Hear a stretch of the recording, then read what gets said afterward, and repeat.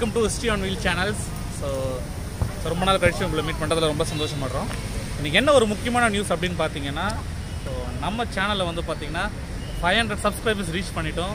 So அது வந்து பார்த்தோன்னா கண்டிப்பாக அது ஒரு பெரிய விஷயம். ஏன்னா நாங்கள் எதிர்பார்க்கவே இல்லை இவ்வளோ ஷார்ட் பீரியட் ஆஃப் டைமில் 500 சப்ஸ்கிரைபர்ஸ் வருவாங்க அப்படின்னு சொல்லிட்டு. ஸோ எங்களை சப்ஸ்கிரைப் பண்ண எல்லாருக்குமே ரொம்ப தேங்க்ஸ். சப்போர்ட் பண்ணிகிட்டே இருங்க. கண்டிப்பாக இன்னும் நிறைய வீடியோஸ் போடும். நீங்கள் கொடுக்குற சப்போர்ட், நீங்கள் கொடுக்குற எந்தோவில் மட்டும் தான் எங்களால் பண்ண முடியும்.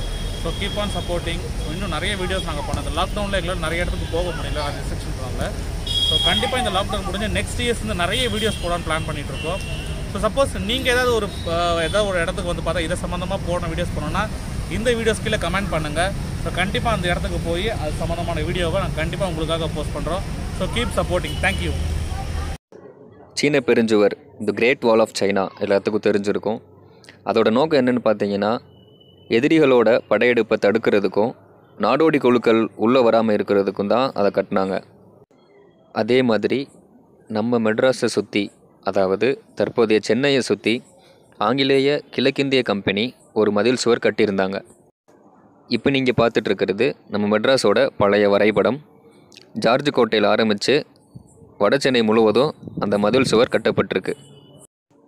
ஆங்கிலேயர்கள் வாழ்ந்த ஜார்ஜ் கோட்டை பகுதியை ஒயிட் டவுன் அப்படின்னும், சென்னை மக்கள் வாழ்ந்த பகுதியை பிளாக் டவுன் அப்படின்னும் அழைச்சாங்க. அப்படி நம்ம பிளாக் டவுனை சுற்றி இருக்கிற மதில் சுவரோட உயரம் பார்த்திங்கன்னா 7 அடி, நீளம் 1500 கஜம், அதாவது கிட்டத்தட்ட 4.5 கிலோமீட்டர். அந்த மதில் சுவர் கட்டுமானத்துக்கு உண்டான செலவை பாதி அரசாங்கமும் மீதி பாதியை மக்கள்கிட்ட இருந்து வசூலிக்கணும்னு முடிவு பண்ணாங்க. அந்த முடிவுக்கு மக்கள் ஒத்து வரல. 1769 லெப்டினன்ட் மார்ஷல்ங்கிறவர் அந்த மதில் சுவரோட கட்டுமானத்தை தொடங்குறாரு. 18ஆம் நூற்றாண்டோட பிற்பகுதியில் பிரெஞ்சு படையினரோட தாக்குதலும், ஹைதர் அலி, திப்பு சுல்தான் அவர்களோட தாக்குதலும் சாந்தோம், மதராசப்பட்டினம் உள்ளிட்ட பகுதிகளில் அதிகமாகவே இருந்துச்சு. அந்த தாக்குதலை எதிர்க்கிற விதமாக மதில் சுவரோட மேற்பகுதியில் நிறைய பீரங்கிகளை வச்சு எதிர் தாக்குதல் பண்ணாங்க. அந்த மதில் சுவருக்கு உண்டான கட்டுமான செலவை பாதி அரசாங்கமும் பாதியை மக்கள்கிட்ட இருந்து அடுத்த 12 ஆண்டுகளுக்குள்ளே வசூலிச்சிடலான்னு முடிவு பண்ணியிருந்தாங்க. அதுக்கு மக்கள் ஒத்துக்கலை. அதுக்கு பதிலாக ஒரு சில இடங்களில், சுவரோட ஒரு சில இடங்களில் மக்களை தங்க வச்சு வாடகை வசூல் பண்ணாங்க. இன்னுமே அந்த சுவர் ஒட்டின பகுதிகளை பார்த்தீங்கன்னா வால்டாக்ஸ் ரோடுன்னு தான் அழைச்சிட்ருக்காங்க.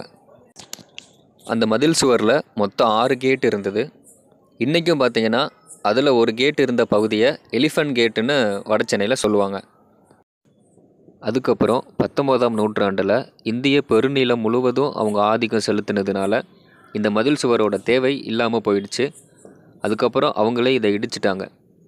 அந்த மதில் சுவரோட ஒரு பகுதி மட்டும் இப்போது பழைய வண்ணாரப்பேட்டையில் மாடி பூங்காங்கிற பேரில் செயல்பட்டுட்டு இருக்குது.